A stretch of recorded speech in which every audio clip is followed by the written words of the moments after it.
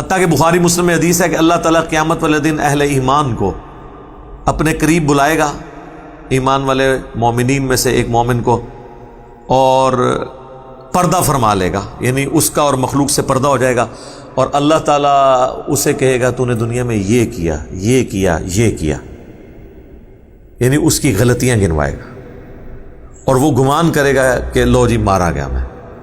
پھر اللہ تعالیٰ فرمائے گا کہ میں نے دنیا میں بھی تیرے گناہوں پہ پردہ رکھا تھا، اب بھی پردہ رکھوں گا۔ لیکن اس میں الفاظ ہے مومن۔ مومن کا مطلب یہ ہے کہ وہ واقعی دین پہ چلنے والا ہوگا۔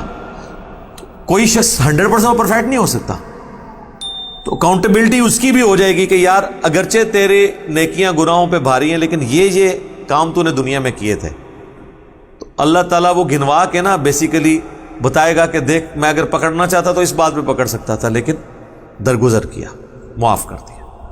تو معافی کی روش اللہ تعالیٰ اڈاپٹ کرنے والا ہے اور اسی کی ترغیب دلاتا ہے۔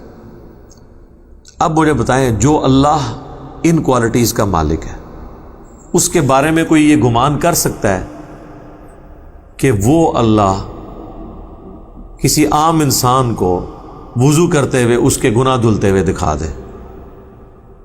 جی، فضائل اعمال میں لکھا ہوا ہے کہ امام حنیفہ رحمۃ اللہ علیہ کے سامنے جو بندہ وضو کرتا تھا نا، تو وضو کرنے سے جو گناہ دھلتے ہیں نا وہ ان کو نظر آ جاتے تھے کہ اس نے فلاں برائی کی، اس نے زنا کیا، اس نے یہ کیا، اس نے وہ کیا، تو گناہ دھلتے ہوئے نظر آتے تھے۔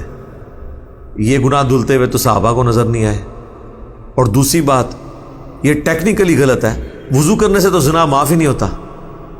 وضو کرنے سے صرف چھوٹے گناہ معاف ہوتے ہیں، بڑے گناہ تو توبہ سے معاف ہوتے ہیں۔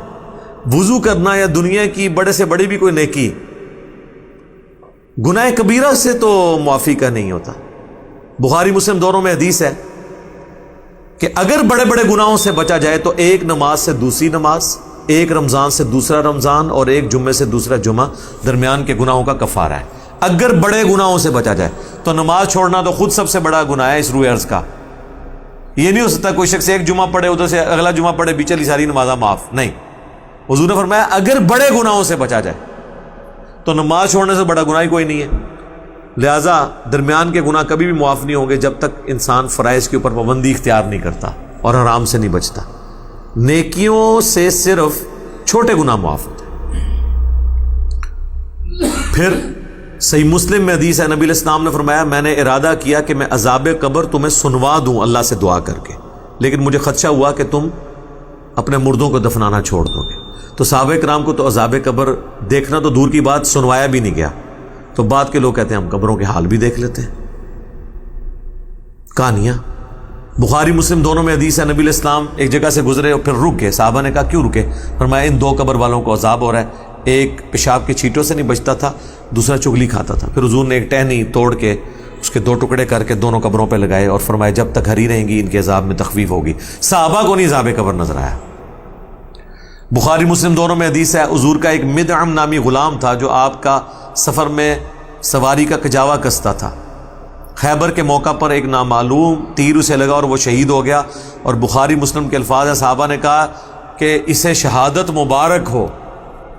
شہادت مبارک کس کو کہہ رہے تھے؟ صحابی وہ۔ آپ نے فرمایا تم اسے مبارکیں دے رہے ہو، اور مجھے اللہ نے دکھایا ہے کہ اس نے صرف ایک چادر چوری کی تھی مال غنیمت کی، اور وہ آگ کی اس کو پہنا دی گئی ہے۔ تو صحابہ کو تو آگ کی چادر نظر نہیں آئی ہے، تو بابوں کو کدھر سے کشف اور یہ چیزیں نظر آ جاتی ہیں۔ پھر صحابہ کرام اپنے گھروں میں دوڑے، اگر کسی نے کوئی رسی بھی اٹھائی تھی نا یہ سمجھ کے کہ اس کا تو مال غنیمت میں کوئی ورث نہیں ہے، وہ بھی آگے مال غنیمت میں جمع کروائی کہیں پکڑ نہ ہو جائے۔ تو صحابہ کرام کو تو یہ چیزیں نظر نہیں آتی تھی، اور ان کے بابوں کے دعوے سنے، وہ کہتے ہیں جی ہمیں قبر کے اندر بھی دیکھ لیتے ہیں سب کچھ، وہ جی اللہ دکھاتا ہے، جی اللہ دکھانا ہے تو انو بخاندہ رہے، اللہ صحابہ نے نہیں بخایا، جو سب سے زیادہ حقدار تھے ان چیزوں کے دیکھنے کے، کیونکہ ان کے ذریعے دین آگے پھیلنا تھا۔ یہ غیبی خبریں ہیں۔ سورہ آل عمران کی آیت نمبر 179 ہے، ما کان اللہ لیطلعکم علی الغیب، اللہ کی یہ شان ہی نہیں کہ تمہیں غیب پر اطلاع دے، بلکہ وہ چن لیتا ہے اپنے رسولوں میں سے جسے چاہتا ہے۔ تمہارا کام ہے اللہ اور اس کے رسولوں پر ایمان لے کر آؤ۔